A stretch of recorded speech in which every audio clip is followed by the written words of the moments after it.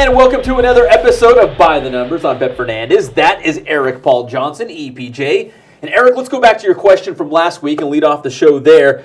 We're talking about Hemet. We were talking about winning their CIF Girls Water Polo Championship. And they've won a lot of CIF titles in a variety of sports, but is it the most? Yeah, that Girls Water Polo Championship was the school's the sixth sport that, a section championship has been won in, but far away from the best. It's actually only half of what the best is. Riverside Poly in the area, no surprise, one of the oldest schools out in, the Inland Empire, has the most, winning in 12 different sports, and it could have been more. It could have been up to 14. For some reason, the CIF Southern section doesn't quite recognize the regional championship in boys golf. They kind of consider on a different plane. And of course, they did originally win the boys basketball championship in 1983, but that later got vacated due to use of an eligible player. But yeah, you look at the sports: football, girls basketball, boys tennis, boys track and field, boys and girls soccer, boys and girls swimming, boys and girls water polo, baseball and softball. Pretty impressive. Not many left for them not to win right now. Did you say badminton? No, but they have fielded badminton teams in the past. But Colton, the all-time area's badminton power, they've won a couple championships in there. So room to improve for Pauly. Go get that badminton CIF title if it ever comes back. All right, John Perez, as we move on to softball, recently got his 400th career victory, and he did it in just shy of 500 games. And he did it the fastest, right, for local coaches. Yeah, we've had 4 softball coaches in the inland area reach at least 400 victories. So I decided to go back and see who got there the quickest. And yes, John Perez has that honor. He did it in his 494th game and in his 17th season as a coach, just eclipsing Joanne Bird from Corona, who got her 400th victory in her 502nd game. The other 2 coaches who have gotten there, Rick Robinson got 400 a couple weeks ago, did that in his 550th game, and Jerry Tivy at Cajon got his 400th in his 570th game. So yeah, definitely Perez to get there before 500 total games coached. Quite impressive. Still hasn't lost 100 games in his career. Yeah, we've really got some great softball coaches here in the inland area. Now, Eric, let's move on to March Madness. College basketball. I didn't fill out brackets this year, and probably for a good reason. I did make Final Four picks. I picked New Mexico, which had a local player on it. They're out, and in fact, there's not very many left from our area, correct? Yeah, you kind of look right now, if you're filling out brackets historically, you might not want to pick teams with an inland player.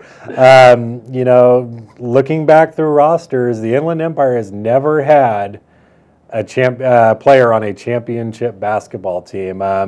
Right now, the Inland Empire's lone hope rests on the 6'8" shoulders of Perez's own Kevin Young, but he's got a great shot. Obviously, playing for Kansas, a #1 seed. So, trying to make some history for the inland area out there.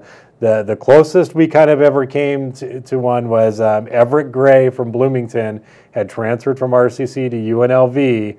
Prior to the 89-90 season, was not on the active roster the year the Running Rebels won the title. So he might have gotten a ring and everything, but he was not part of that official roster. So that's the closest that kind of maybe we've had to a championship player. So rock chalk Jayhawk this season at the big dance. Back to softball. How else do I say it? But Colton's Courtney Laughlin, a thief when it comes to stealing bases.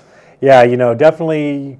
We've seen the softball game change in recent years from more of a base-to-base, stealing bases, short game to power game. So, kind of the stolen base artists have kind of disappeared in recent years, but Courtney Laughlin out there, ever since her freshman year at Colton, has definitely been one of the best base stealers out there. I think she stole 21 her freshman year, 43 her sophomore year. Has only been caught like 6 times in her career.